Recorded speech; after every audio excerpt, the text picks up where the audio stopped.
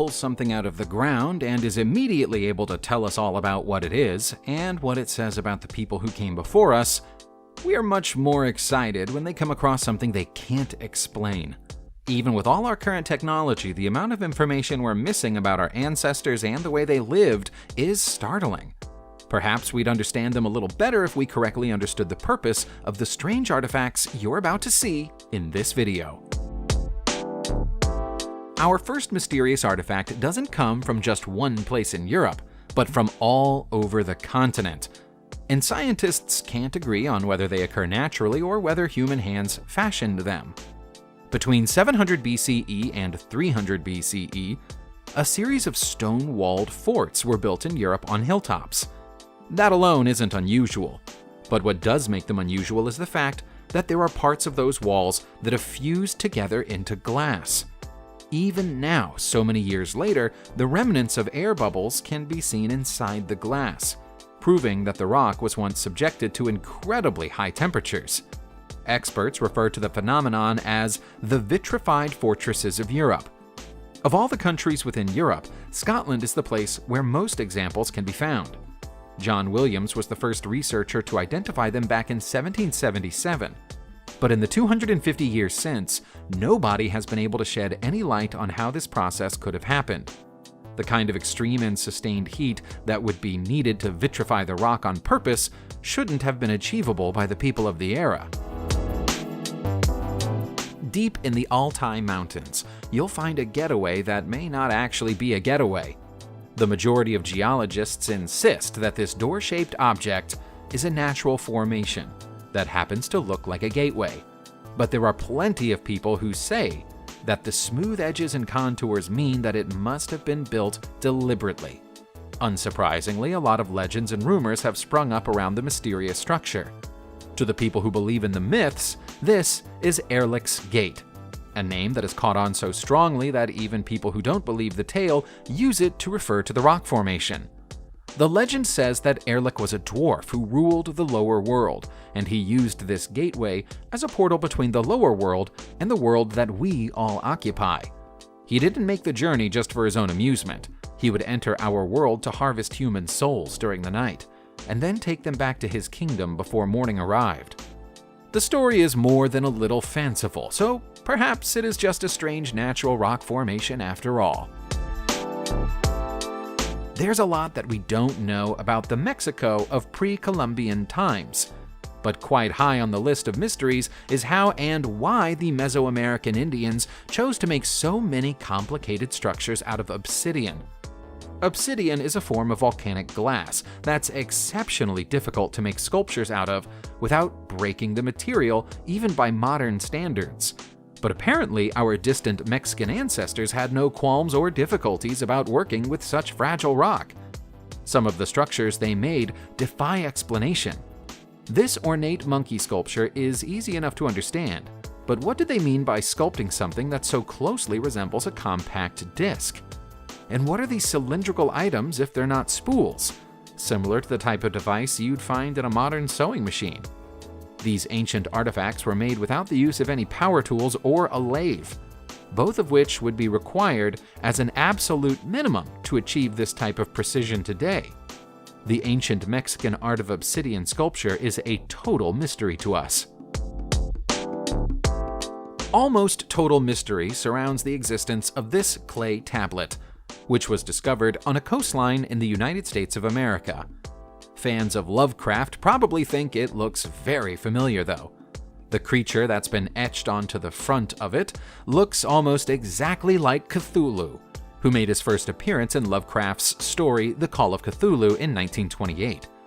Since then, Lovecraft enthusiasts have created their own Cthulhu mythology, which some people treat as if it were a religion, so it's entirely possible that a Cthulhu devotee made this tablet and deposited it on the coastline for someone else to find. It might not be that straightforward, though. We don't currently know the age of the tablet. We can't rule out the possibility that Lovecraft was inspired to create his famous creature after seeing the design somewhere else. Perhaps he also once found a tablet that looked just like this, and there's a lost civilization of space alien worshippers missing from our history books. And what do you think? The only thing scientists know for sure about the giants of Mont Prama is that they exist. Beyond that, everything else is speculation and guesswork. The most popular theory that currently prevails regarding the origin of the 8-foot-tall sculptures is that they're a product of the Nuragic civilization who lived on Sardinia between 1800 to 240 BCE when they lost their land to the ever-expanding Roman Empire. They left very little behind themselves in the form of written records, and unusually, there are few mentions made of them in the writings of any other civilization or culture. What they did leave behind, though, is their stonework, and the giant statues may be examples of it at its best. It wasn't until 1974 that the sculptures were found close to Cabras in the island's west, and they immediately puzzled the team that found them because of the large disc shapes that represent their eyes. Because ancient tombs were found close to their position, it might be that they're intended to be guardians of the dead. But yet again, that's just a guess. It's not just the ancient Nuragic civilization who've left some puzzling statues behind to confuse us. We have even more questions about these statues from Jordan, which are more than 8,000 years old and were discovered at the Neolithic settlement of Ain Ghazal in 1983. The figures were close to 2 of the oldest temples ever to be found anywhere on the planet. The oddly designed sculptures are humanoid, but were made without arms and don't have any distinguishing features that would identify their intended gender. Perhaps the most haunting thing about them is their eyes, which are lifelike and thickly lined. Between the eyes and the strangely small ears, it's challenging to identify which race of people they're supposed to represent, if any at all. Some of the plaster sculptures are only 2 feet tall, whereas others are 6 feet tall or even larger. Unfortunately for us, the civilization who made the statues is no longer around to be asked about their purpose.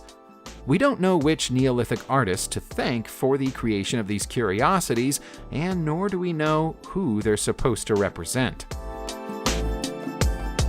If you talk about geoglyphs in Peru, most people will assume that you're referring to the world-famous Nazca lines. Far fewer people are aware that a mere 25 miles away there are more ancient etchings in the earth, and these are arguably even more impressive and puzzling. The geoglyphs can be found on a plateau known as Palpapampa and cover a wide area. Despite their clear visibility, Western eyes weren't first laid on them until Swiss researcher Erich von Daniken located them during the 1990s.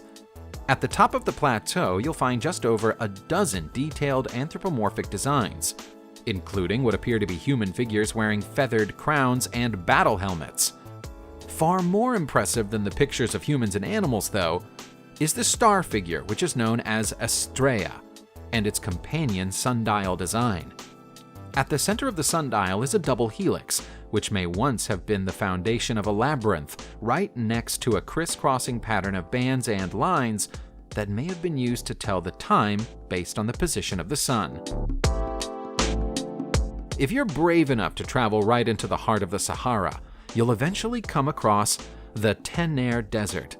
It's a barren and inhospitable place with a name that translates into English as the place that contains nothing. The name is a little dishonest, though. It's not empty. It contains the largest animal petroglyphs ever discovered anywhere in the world, and they go by the name of the Davos giraffes. The larger of the pair is 18 feet tall. The giraffes aren't even alone in the desert. They're accompanied by more than 800 more carvings of many different types of animals, including lions, camels, buffalo, and ostriches. The biggest question that experts have about the giraffe carvings is the straight line that appears to lead down from the mouth of the giraffes to the humanoid figures below them. Could they represent leads? If they do, is this evidence that early humans once domesticated giraffes in the same way they later did with horses? On many websites around the internet, you'll find people who claim that there was once a species of giant humans living on our planet alongside regular-sized humans. There's very little evidence to support their claim, but the existence of old battle weapons like these enormous Minoan axes helps to add a little credence to their claims. You can tell just by looking at them that there's no way a normal-sized human would ever be able to pick them up or use them in battle. So what else could they have been made for? All of the axes that have so far been recovered from the Minoan Megaron area of Niru date back between 1700 and 1300 BCE, and some of them have been heavily and ornately decorated. That makes it possible that they were used for ceremonial or worshipful purposes, but picking them up for a ceremony would still have been extremely difficult, and we don't know of any culture who ever worshipped axes. Their existence is a riddle, but that still doesn't mean that they were made for giant warriors. It's likely that we'll never know all there is to know about the Great Pyramid of Giza and the structures that stand around it, especially when new mysteries come to light all the time. In 2018, 24 solid Aswan granite boxes were found inside a series of hillside caves just south of the pyramid, each one weighing more than 100 tons. There's something a little foreboding about the casket-shaped boxes. Perhaps it's the fact that they're a morbid shade of black. Or maybe it's the fact that we have no idea how the ancient Egyptians could have created such geometrically precise shapes, symmetrically perfect to a degree of a small number of microns. The hieroglyphs on their sides offer no clues as to their purpose and may even have been added years after the boxes were created, as an early form of graffiti. The site is now known as the Serapeum of Saqqara, and is thought to date back approximately 3,300 years to the time of Ramses II. The boxes are so well made that they're still airtight even after all these years, but it's thought that they might contain the mummified remains of Apis bulls, which were worshipped by ancient Egyptians as earth-bound representations of the god Ptah. Although it looks to some people like a sculpture of a hedgehog playing a mouth organ, this is the monolith of Tlaloc, a depiction of the Aztec god of rain that you'll find in Mexico City, and its history is almost as stormy as the god it represents. Even now, in these less superstitious times, people believe this statue has supernatural abilities. When it first arrived in Mexico City, it was followed by an enormous rainstorm that arrived out of season, and yet soaked the city for an entire week. That was some time after its discovery during the late 19th century near Cuautitlán. It was likely built to encourage rain to fall on a field of maize, although for some mysterious reason, it was never completed. Perhaps that's for the best. Tributes to Tlaloc were often the site for the most gruesome of all human sacrifices because it was believed that Tlaloc specifically required the blood of children to generate rain. The storm that followed its arrival in Mexico City in 1963 was unmatched during the dry season by any recorded storm before it or any storm that's happened since. The only things we've been able to discern about the Longyao caves in China have been determined by way of testing. As a result, we can tell you that they're approximately 2,200 years old, and they were therefore built before the beginning of the Qing dynasty. Beyond that, everything is a mystery.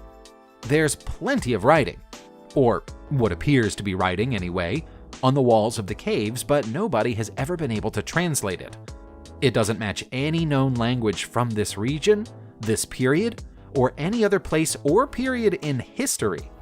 The carvings are precise and show evidence of chisel work, and yet if we accept that the caves were made with chisels, then we must also accept that well over 1,000 people must have been involved in digging them out for several decades. How was such a large-scale project possible without leaving a single historical record or identifying mark behind? Unless someone finally gets a handle on what the inscriptions might say, it's likely that we're never going to find out.